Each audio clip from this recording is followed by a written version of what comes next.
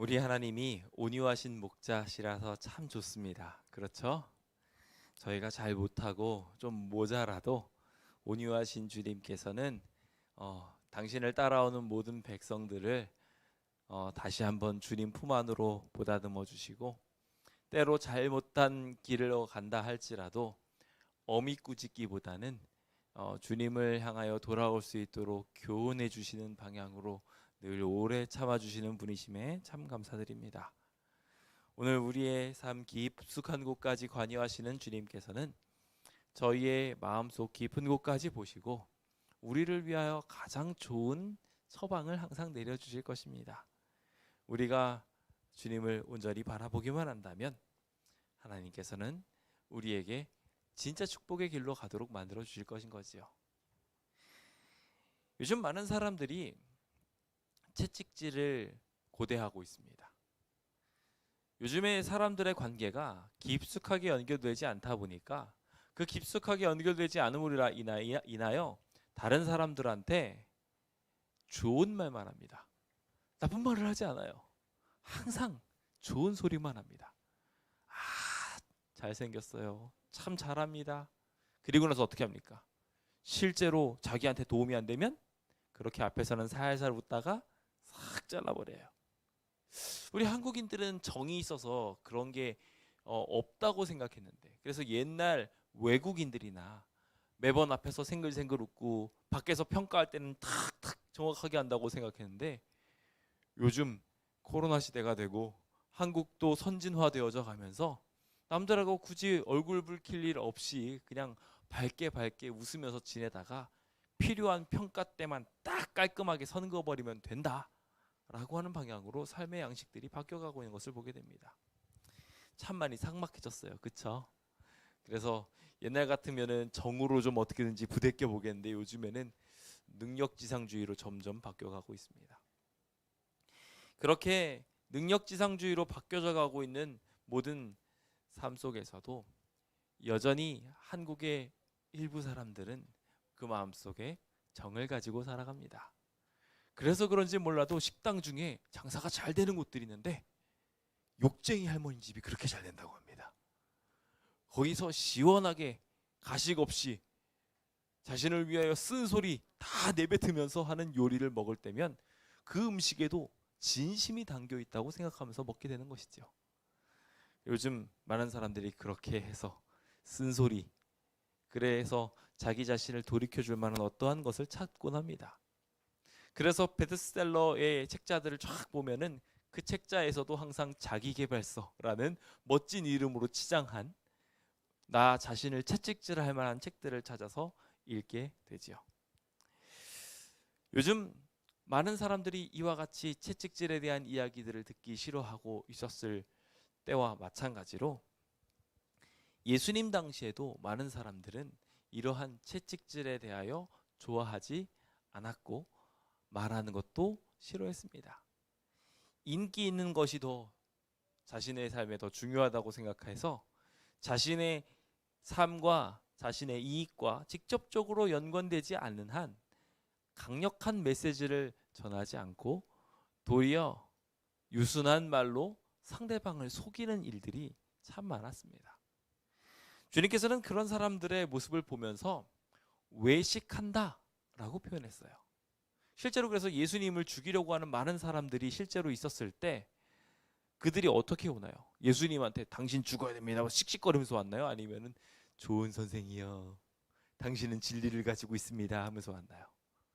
맞아요. 이 당시에도 이런 것이 유행이었습니다. 남들한테 자신의 평판을 깎이지 않으려고 자기한테 이득이 되려는 방향대로 자신을 포장하기에 앞장섰지요. 그런데 주님께서는 이런 것들이 참된 신앙인의 모습이 아니라고 말씀하고 계십니다. 진심은 통한다라는 말이 있죠. 때로 험한 말도, 때로 어떠한 상처 주는 말도 그 안에 진정한 진심이 담겨 있다면 그 진심으로 말미암아 상대방이 이해하고 받아들이고 좋은 관계로 맺어질 수 있다는 것입니다. 이것은 비단 세상에서만 이루어지는 이야기가 아니라 신앙, 즉 하늘과 나 사이에서도 동일하게 이루어지는 일입니다. 주님께서는 그래서 때로는 당신의 감정을 성경에 여과 없이 그대로 기록하고 계십니다. 그래서 어떤 때는 주님께서 우리를 향하여 진노하시기도 합니다.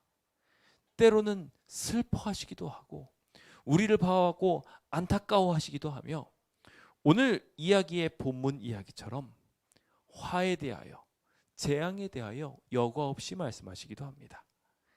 주님이 우리에게 진심이기 때문입니다. 오늘 우리도 주님을 닮아 주님의 진심을 보게 되고 진심으로 주를 만나게 되길 소망해 봅니다.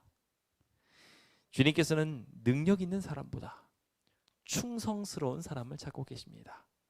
속을 알 수 없는 사람, 두 마음을 품은 사람이 능력까지 있으면 그건 정말 큰일이지 않습니까?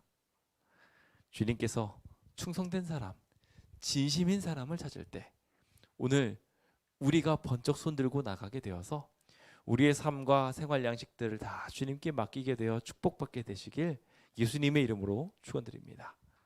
그런 의미에서 우리의 마음을 다 주님께 한번 맡겨보도록 할까요? 준비되셨습니까? 네, 우리의 마음, 이번엔 우리의 행사가 우리의 마음이 될 것 같습니다. 구호 준비! 야! 너의 행사를 여호와께 맡기라. 그리하면 내가 경영한 것이 이루어지리라. 아멘. 우리의 진심을 주님께서 받으시고 우리의 경영도 이루어지실 것입니다. 우리도 주님의 진심을 그대로 받아들이며 새 멋있는 삶을 향하여 걷게 되어봅시다. 마태복음 6장 18절입니다. 함께 좀 읽어볼까요? 시작. 이는 금식하는 자로 사람에게 보이지 않고 오직 은밀한 중에 계신 내 아버지께 보이게 하려 함이라. 은밀한 중에 보시는 내 아버지께서 갚으시리라.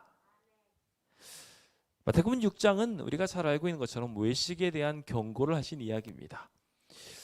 참 재미있게도 마태복음은 약간 카이아즘 형태의 사역을 보여주고 있는데 반복적인 사역을 주님께서 마지막에도 동일하게 하셨음을 강조하고 있습니다. 그래서 성전 정결을 하게 하시고 난 다음에 다시 똑같이 반복하여서 하나님께서 하시는 일들, 대칭되는 이야기들이 똑같이 이루어지는데 여기 성전을 정결하게 하시고 기도에 대하여 말씀하시고 등등의 이야기가 똑같이 반복되어져서 마태복음 23장에 다시 기록되는 것을 우리는 보게 됩니다. 그래서 마태복음 23장이 오늘 본문인데 그 이야기를 자세히 보시다 보면은 마태복음 6장에서 보았던 이야기가 다시 반복되고 있는 것을 볼 수 있어요. 그래서 구제를 할 때 어떻게 해라? 남들이 모르게 해라. 외식하는 방식으로 이렇게 티내면서 하지 말아라. 기도할 때도 어떻게 기도해라? 밖에 가지고 화려한 기도문을 가지고서 많은 사람들을 보는 앞에서 멋지게 기도하기를 좋아하지 말고 주기도문을 알려주시면서 하나님과 나 사이에 진정한 관계가 이루어지도록 기도하라고 말씀하시는 것을 또한 봅니다. 금식을 할 때도 어떻게 하라고요?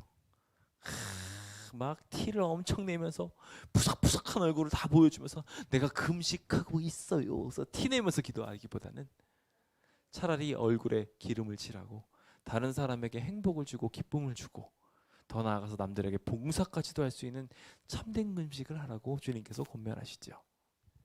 그렇게 주님께서는 이 세상에서 누구한테 평가받아 좋은 자리에 올라가려는 땅의 재물을 쌓는 일들보다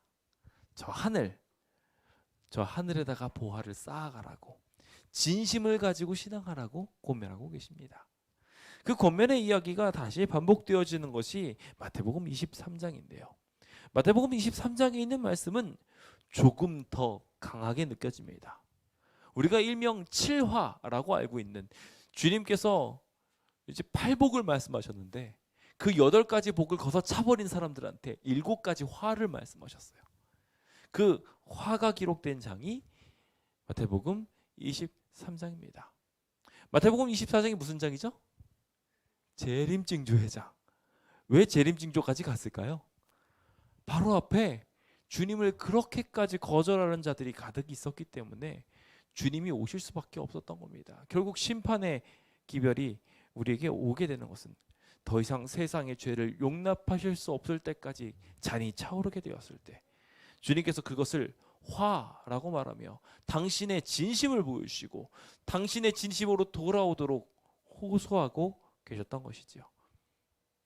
오늘 주님께서 우리를 향하여 동일하게 당신의 순환 주간을 통하여 우리를 향하여 돌아오라고, 주님을 향하여 돌아오라고 초청하고 계십니다. 오늘 우리는 두 가지 이야기를 살펴볼 텐데, 하나는 바리새인에게 화를 선언하신 이야기와 과부의 두 렙돈을 바라보시면서 칭찬하시는 이야기입니다.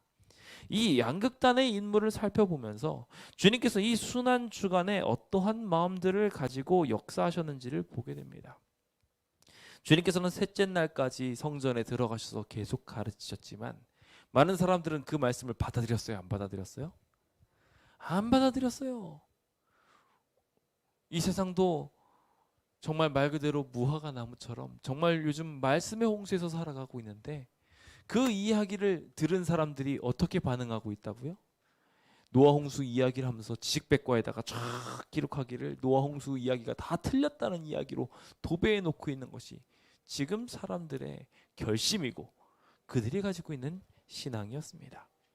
이렇게 끝까지 예수님을 부인하고 있는 세상을 주님께서 오래 참으실 수 있으실까요?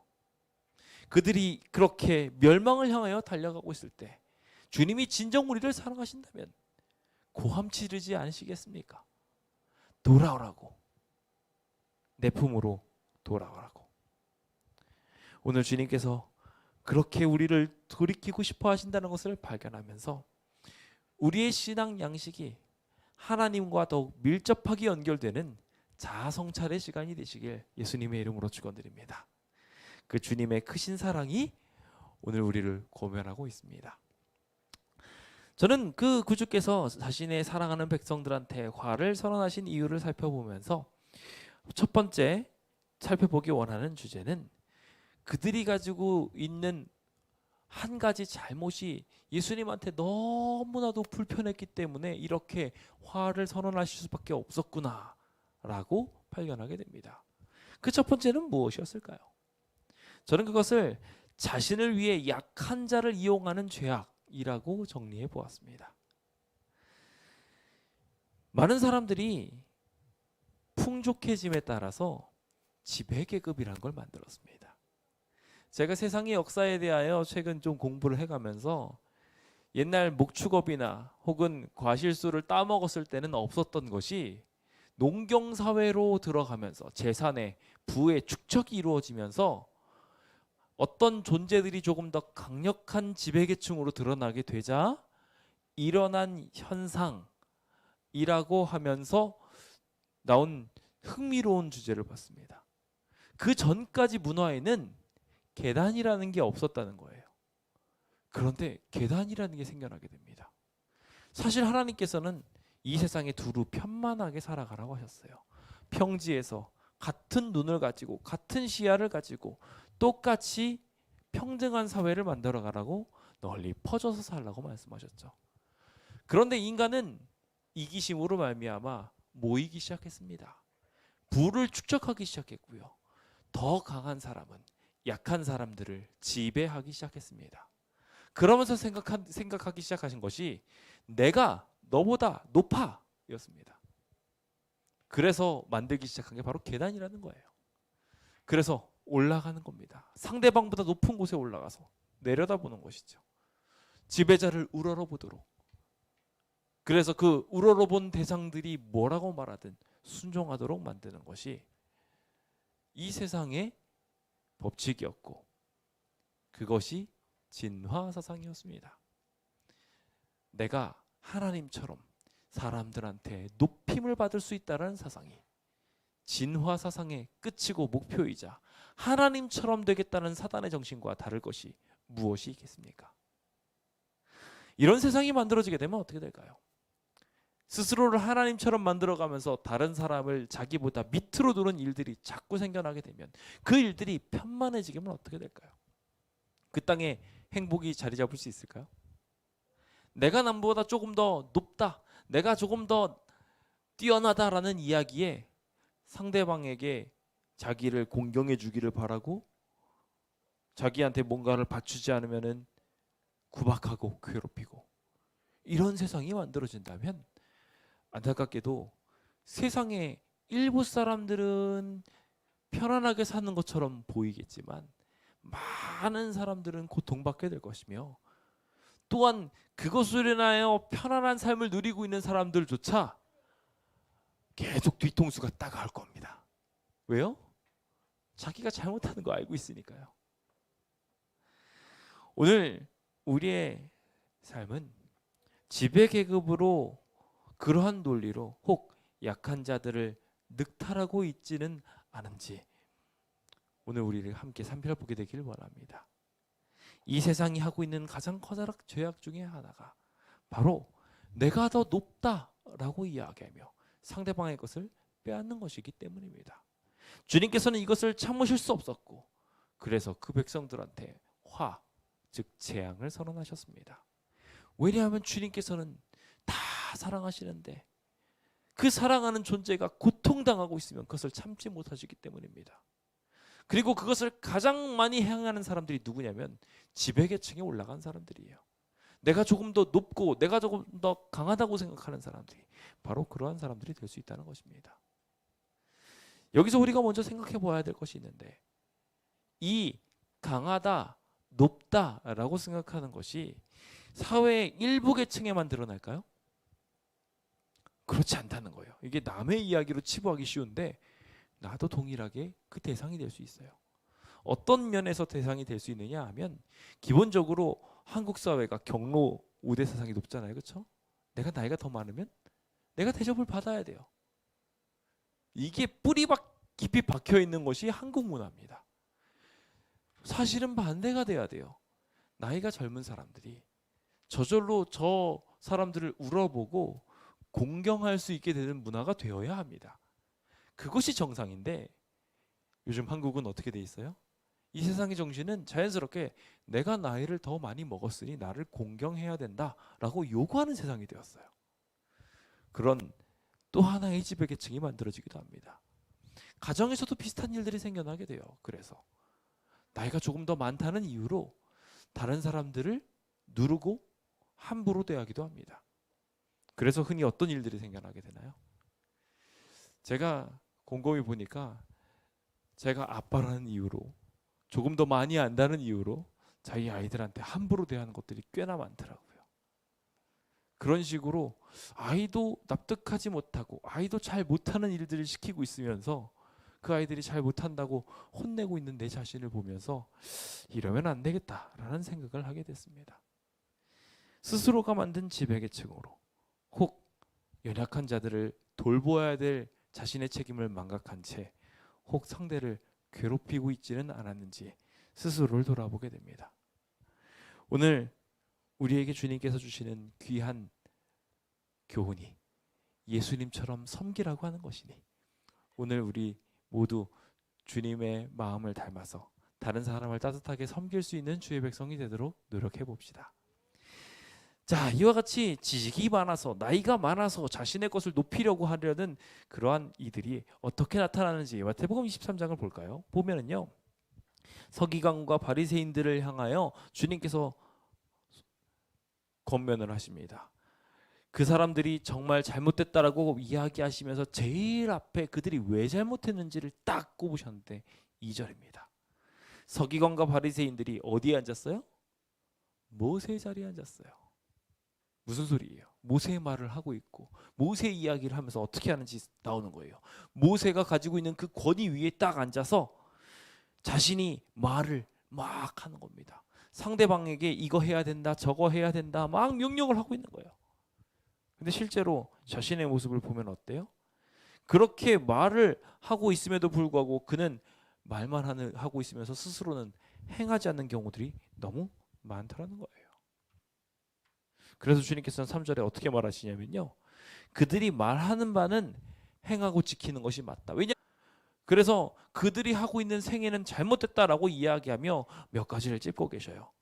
방금 전에 말한 것처럼 말로만 하고 행하지 않는 것 틀렸다고 말하고 있고, 또 4절에 보면은 앞서 이야기한 것처럼 모세의 자리, 높은 자리에 올라가 있으니 어떻게 합니까?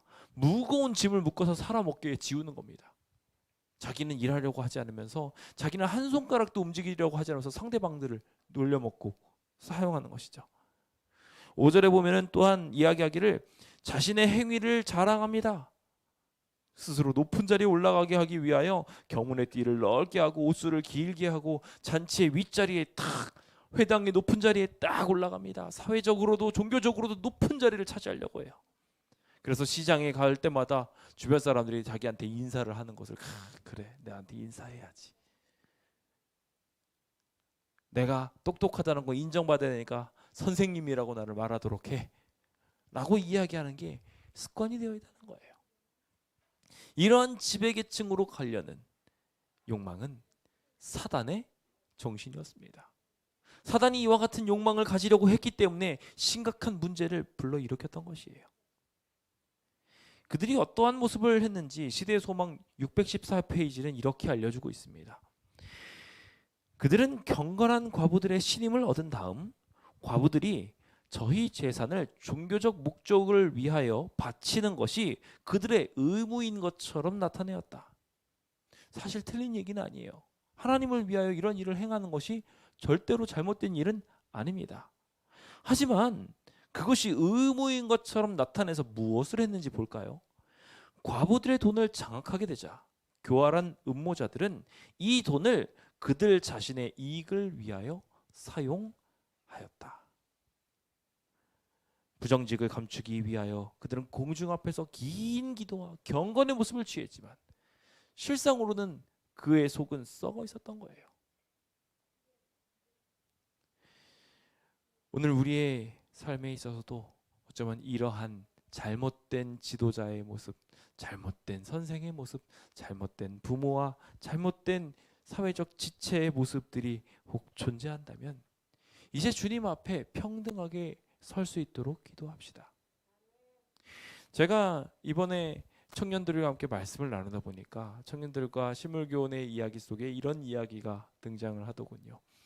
달란트의 비유에 대한 이야기였는데 부모에게 부모의 역할을 주신 굉장히 중요한 이유 중에 하나가 아이들을 잘 보살피게 하고 그들에게 언어를 잘 가르치고 그렇게 하기 위해서래요. 이걸 한 게 저 스스로가 그 아이들을 잘 가르치고 배우게 하기 위해서라는 것을 느끼게 되었습니다.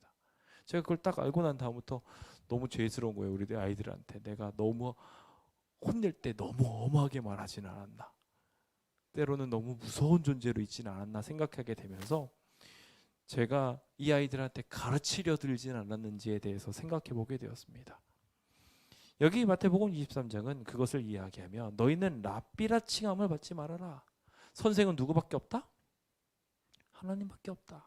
다 형제다 라고 말합니다. 땅에 있는 자를 아버지라고도 부르지 말아라. 왜요? 아버지는 한 분, 우리 하나님밖에 없다. 어디 가서 아버지 대우, 어머니 대우 받으려고 이렇게 하지 말라는 거예요. 지도자라 칭함도 받지 말아라. 오직 한 분 지도자는 누구라고요?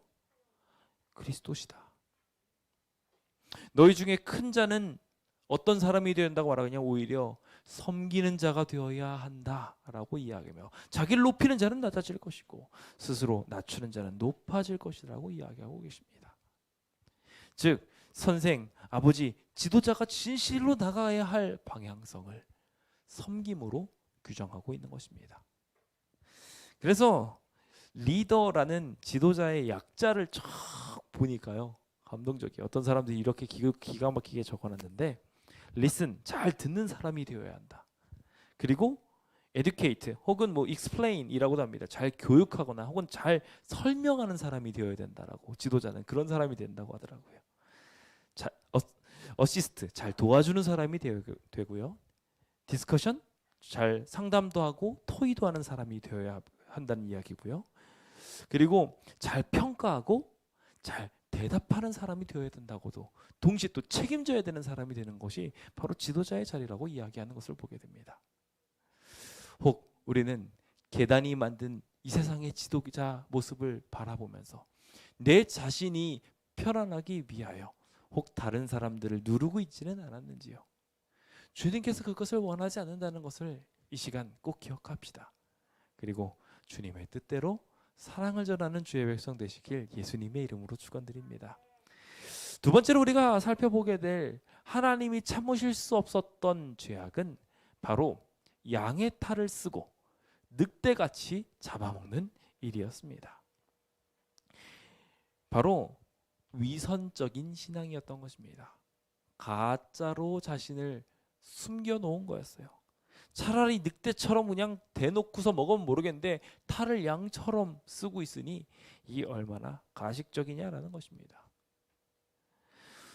칠화의 견책은 바로 이러한 위선적 신앙을 찢고 있는 것임이 분명하였습니다. 이제 13절부터 시작되는 꽤 긴 내용들을 함께 살펴보게 될 텐데, 거기에 등장하는 7가지 화의 모습들이 다 하나같이 위선적인 신앙인들의 모습을 다룹니다. 특히 전반부는 근본주의적인 욕망에 빠져 있는 사람들의 모습을 아주 정확하게 보여주고 있죠. 여기 그 이야기의 첫 번째로 시작되는 것은 바로 13절입니다. 화 있을진저 외식하는 서기관들과 바리새인들이여 라고 시작되고 있는 것이 7번 반복되는데요. 그가 7번 반복하면서 말하고 있는 첫 번째 이야기는 바로 천국문을 사람들 앞에서 닫고 너희도 들어가지 않고 들어가는 사람도 막고 있기 때문에 내가 너희들을 저주한다 라고 말하고 있어요. 실제로 그런 경우들이 참 많아요.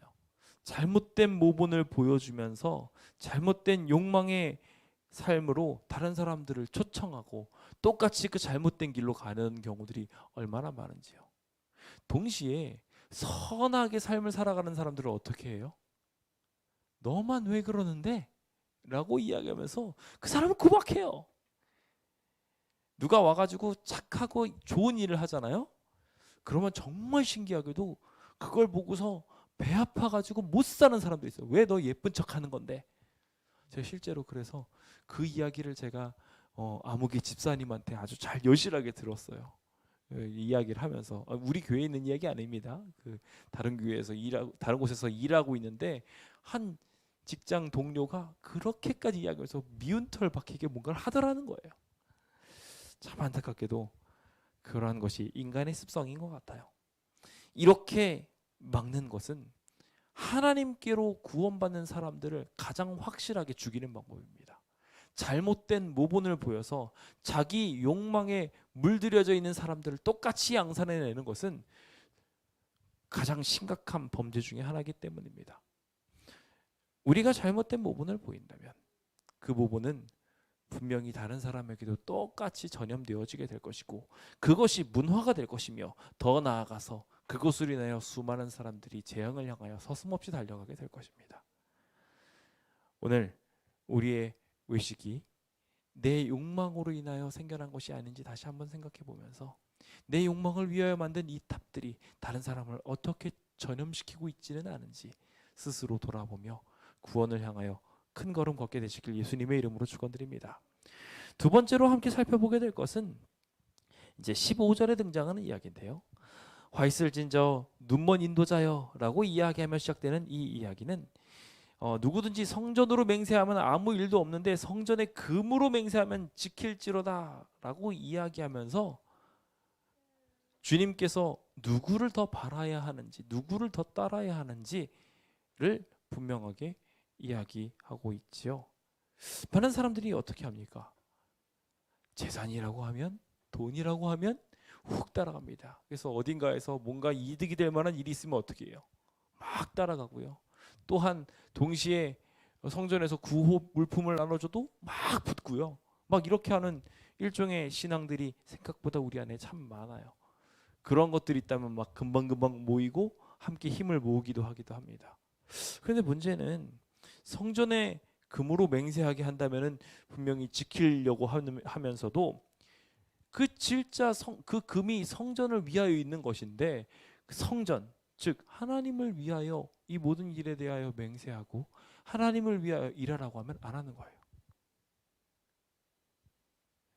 제가 그래서 한 분한테는 이런 이야기도 들었어요. 그 미션 하는 때 하는 돈 주지 말라고 자꾸 주니까 그 돈을 가지고 돈 보고서 일하는 것 같다고 하시는 분들이 있더라고요. 뭐 그런 게 아니라 더 열정적으로 하실 수 있도록 교회가 지원하는 거니까 그런 부분은 이해해 주셨으면 좋겠어요. 하지만 우리가 반대로 가지는 않았으면 좋겠습니다. 그 미션에 있는 그 금액을 보고 달리진 말았으면 좋겠다는 거예요. 우리가 안타깝게도 그렇게 근본주의로 가는 신앙들을 생각보다 더 많이 하곤 합니다. 우리가 진짜 섬겨야 될 분은 하나님이라고 생각한다면 주님께 온전히 투신합시다. 그것이 진짜 하나님께로 나가는 방법이 아니겠습니까? 금에 줄을 서지 마시고 하나님께 줄을 서십시오. 그것이 우리가 가야 할 굉장히 중요한 부분이 될 것입니다. 또한 16절로부터 시작해가지고 어리석은 이론으로 신성을 파괴 하려는 많은 사람들에 대하여 주님께서 찝기도 하셨습니다.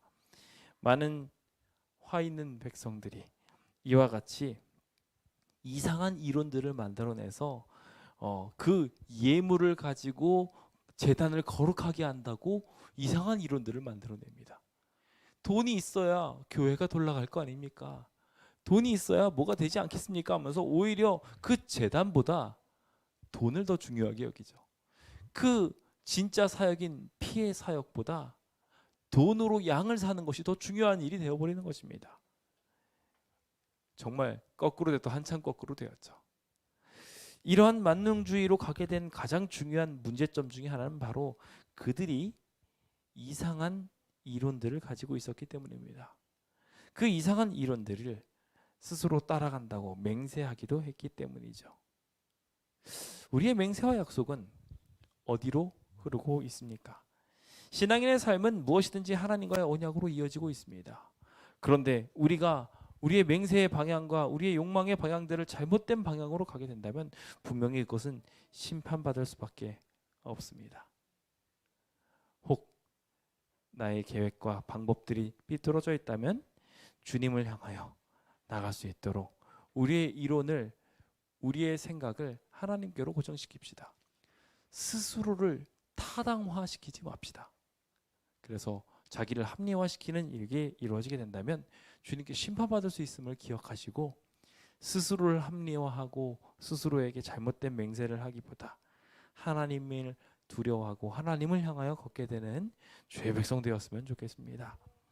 더 나아가서 여기 또 이들이 하나님께 화를 입은 이유 중에 하나는 작은 부분은 엄수하고 있으면서 진짜 큰 부분은 경시하고 있는 부분에 대하여 하나님께서는 화 있다고 말씀하셨어요. 저희가 잘 아는 이야기죠. 박하, 회양, 근채 이것들은 다 조미료들이에요. 그래서 음식물 위에 조미료를 쫙 뿌리면 조미료를 쫙 내가 받았으니까 그걸 11조를 드려야 된다는 거예요. 그래서 그걸 막 따지면서 조미료를 한 100개쯤 뿌린 것 같으니까 제가 조미료 그중에 100개 중에 10개를 하나님한테 드립니다. 난 대단한 사람입니다. 이러고 있는 거예요. 그런 거는 따지고 있으면서 문제는 뭘 하고 있어요? 정의와 긍휼과 믿음은 버려버린 거예요. 하나님께서는 그것이 틀렸다고 말하고 계십니다. 둘 다 이 일을 수행해야 되는데 아주 작은 부분을 수행하고 있으면 세세한 부분까지도 따지고 들어가면서 내가 그 일을 하고 있다고 말하면 마치 대단한 사람이 된 것처럼 보여질 것 같으니까 그거로만 보여주는 거예요. 어쩌면 우리도 이렇게 외식하고 있지는 않습니까? 그래서 나는 진짜 사랑을 갖고 있지는 않은데 겉으로 드러나는 어떠한 작은 사랑의 모형들이 있어서 그 모형 가지고 스스로가 대단하다고 자랑하고 자만하고 있지는 않은지요. 주님께서 그런 자들에게 화가 있다고 말합니다. 왜냐하면 그는 더 이상 하나님이 필요하지 않다고 생각하기 때문이에요.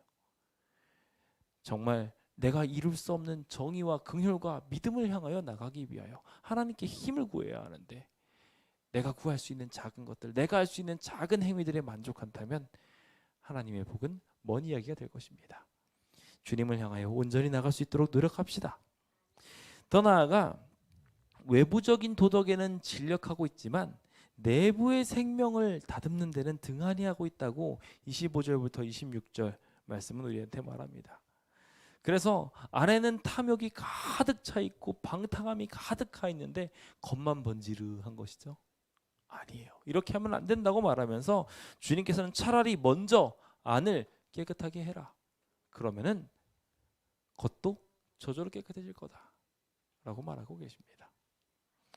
오늘 우리의 삶에 진정한 내부의 회복이 이루어지게 될 간절하게 소망합니다. 그리고 27절부터 28절에 보면 사람의 눈을 속여서 회칠한 무덤과 같이 외식하고 있다고 말하기도 하지요. 우리가 잘 아는 것처럼 안에 시체가 있는데 겉을 아주 멀쩡하게 만들어 놓고 나면 잘된 것처럼 보이는데 이게 외식의 아주 특색 중에 하나입니다. 하지만 우리 안에 시체가 있다는 것, 그 죽음이 있다는 것, 부패가 있다는 것을 우리는 기억하고 그것을 드러내서 하나님께 보여야 합니다. 만약에 그 위를 회칠을 쫙 해놓으면 어떻게 될까요? 지금으로 치면은요, 시체가 있는데 거기다 콘크리트를 쫙 친 거예요. 그러면은 그 안에 거를 도저히 꺼낼 수 없게 되겠죠. 그 더러운 것을 도저히 꺼낼 수 없게 되고 그 땅은 점점 죽어가게 될 것입니다. 우리가 멋지게 포장을 한다고 만든 그 아스팔트가 오히려 그 안에 더러운 것을 꺼내는데 더 힘들게 만들 것입니다. 나의 외식이 오히려 하나님께 다가가는데 이렇게 방해될 수 있음을 생각하면서 겉으로 보이는 모습보다 안으로 있는 모습들을 고치기 위하여 기도하는 우리 모두가 됩시다. 그리고 마지막으로 29절부터 등장하는 또 하나의 이야기는 우리가 잘 아는 것처럼 선지자의 피를 죽인 것에 대하여 분명하게 고면하고 있습니다. 참 안타까운 것은 많은 하나님의 백성들이 이와 마찬가지로 하나님께서 권면하시는 이야기를 한 귀로 듣고 한 귀로 흘려버리면서 예수님을 죽이는 경우들을, 하나님의 뜻들을 거절하는 경우들이 참 많더라는 거예요. 그러면서 어떻게 얘기하냐면 우리가 예수님 때 있었으면, 우리가 엘리야 때 있었으면, 우리가 모세 때 있었으면 그렇게 하지 않았을 텐데 라고 말한다는 거예요. 똑같이 그러고 있어요. 그래서 30절에 조상 때에 있었다, 우리가 조상 때에 있었더라면 우리는 그들의 선지자를 풀리는데 참여하지 않았을 거다 라고 이야기하고 뭐 하고 있어요? 예수님을 돌로 쳐서 죽이려고 하고 있어요. 그렇죠? 어쩌면 우리도 이와 같은 현재의 실수들이 있을 수 있습니다. 예수님의 음성을 받아들이지 않았던 바리새인들이 동일하게 예수님을 죽이려고 했던 것처럼 우리도 주님의 기별을 성경을 통하여 받아들이지 않고 거절하려고 할 때, 그것을 듣기 싫은 소리로 치부하게 될 때 동일하게 조상의 행위가 우리의 삶에 반복되게 되고 말 것입니다. 예수님을 십자가에 매달았던 그 비극이 우리 안에 일어나지 않을 수 있도록 우리 함께 기도합시다. 저는 이제 마지막에 있는 이야기를 아주 짧게 다루면서 오늘 말씀을 마무리 짓고자 합니다. 주님께서는 세 번째 이 백성들이 하고 있는 커다란 죄 중에 하나는 바로 거절하기를 두려워하지 않는 것이라고 말하고 있습니다. 하나님을 최종적으로 결국 돌아서게 한 죄악은 성령을 거스르는 죄였습니다. 예수님께서도 수없이 예루살렘을 향하여 외쳤지만 이제 그 예루살렘을 향하여 떠나시려고 하고 계십니다. 세 번째 날까지 예루살렘으로 들어가시고 이제 나오시게 되면 더 이상 예루살렘으로 돌아보지 않으려고 하실 거예요. 그 일이 이루어지게 된 것은 이 많은 화에 대하여 말했음에도 불구하고 그 재앙을 두려워하지 않고 하나님의 뜻대로 행하지 않으려고 결심하는 것이었습니다. 실제로 그래서 여기 있는 이야기들은 분명하게 마무리 짓기를 이렇게 말하고 있습니다. 내가 너희에게 선지자들과 지혜 있는 자들과 서기관들을 보냈습니다. 하지만 너희들은 어떻게 했다? 그 중에 더러는 죽이고 어떤 사람은 십자가에 못 박고 그 중에 더러는 회당에서 채찍질하고 그리고 또 심지어 이 동네 저 동네를 따라다니면서 박해할 것이다. 실제로 그런 일들이 예수님이 십자가에 달려 돌아가시고 난 뒤에 일어나지 않습니까? 오늘 우리의 삶에서도 이러한 거절의 방향들이 만들어질 수도 있음을 기억합니다. 그래서 이 바갈의 아들 사가랴가 죽었던 그 제단에서 죽었던 그 역사적 이야기들을 다시 한번 꺼내면서 너희가 그렇게 죽이려고 했던 이야기들이 그 피가 너희에게 돌아갈 것이다. 실제로 그래서 유대인들이 어떻게 합니까? 예수님 십자가에 달려 돌아갔을 때 그의 피를 우리와 우리 자손에게 돌리라고 말합니다. 하나님을 두려워하지 않는 거예요. 하나님의 심판을 두려워하지 않았습니다. 주님은 이렇게 하나님의 권면을 두려워하지 않을 때 결국 떠나실 수밖에 없었습니다. 반대로 이 이야기를 돌려서 이야기하면 주님이 권면하실 때 우리가 귀 기울여 듣는다면 주님께서 받아주시겠다는 권면이기도 합니다. 우리 주님께서 부르실 때, 주님께서 자기 개발을 위하여 깨우쳐 주실 때, 경고하실 때 주님을 향하여 돌아섭시다. 그것이 우리 참된 신앙인이 해야 될 모습이며 그렇게 나가는 것이 우리가 해야 할 진정한 하나님을 경외하는 모습입니다. 함께 약한 자를 섬기고 위선으로 가리지 말며 하나님을 두려워할 수 있는 진짜 신앙인이 됩시다. 주님께서는 그것을 마무리 지으며 마가복음 12장에 있는 두렙돈의 여인을 칭찬하셨어요.